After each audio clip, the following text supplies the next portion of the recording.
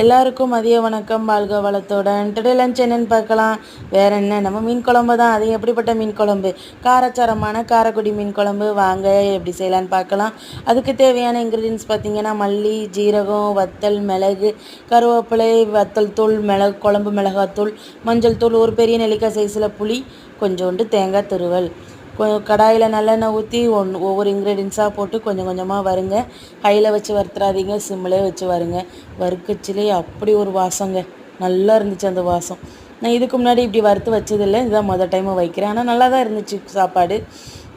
நீங்களும் ஒரு வாட்டி ட்ரை பண்ணுங்கள், நல்லா தான் இருந்துச்சு. இதை நல்லா வறுத்து எடுத்து வச்சுட்டு அதுக்கப்புறம் நம்ம நல்லா பேஸ்ட் பண்ணி வச்சுக்கிட வேண்டியதான். அதுக்கப்புறம் ஒரு கடாயில் நல்லெண்ணெய் ஊற்றி கடுகு, கருவேப்பிலை, கொஞ்சோண்டு பூண்டு இடித்து போட்டுக்கோங்க. அதுக்கப்புறம் பொடி வெங்காயம் நல்ல முழு வெங்காயமாக நல்லா உரித்து நல்லா பொன்னிறம் வரந்தண்டி நல்லா வதக்கி விட்டுக்கோங்க. உப்பு போட்டுக்கோங்க, மறந்துடாதீங்க, அதுதான் மெயின் இன்க்ரீடியன்ஸ். அதனால் உப்பு போட்டு 2 தக்காளி நல்லா அரைச்சி நல்லா வதக்கி நல்லா எண்ணெய் பிரிகிற அளவுக்கு நல்லா வதக்கி விட்டுக்கோங்க. அதுக்கப்புறமா அரைச்சி வச்சுருக்கிற பேஸ்ட்டையும் போட்டு அதையும் வதக்கி வச்சு நல்லா கொதிக்கிறதுல மீனை போட்டு கொதிக்க வச்சா சாப்பாடு அப்படி இருந்துச்சுங்க. வாங்க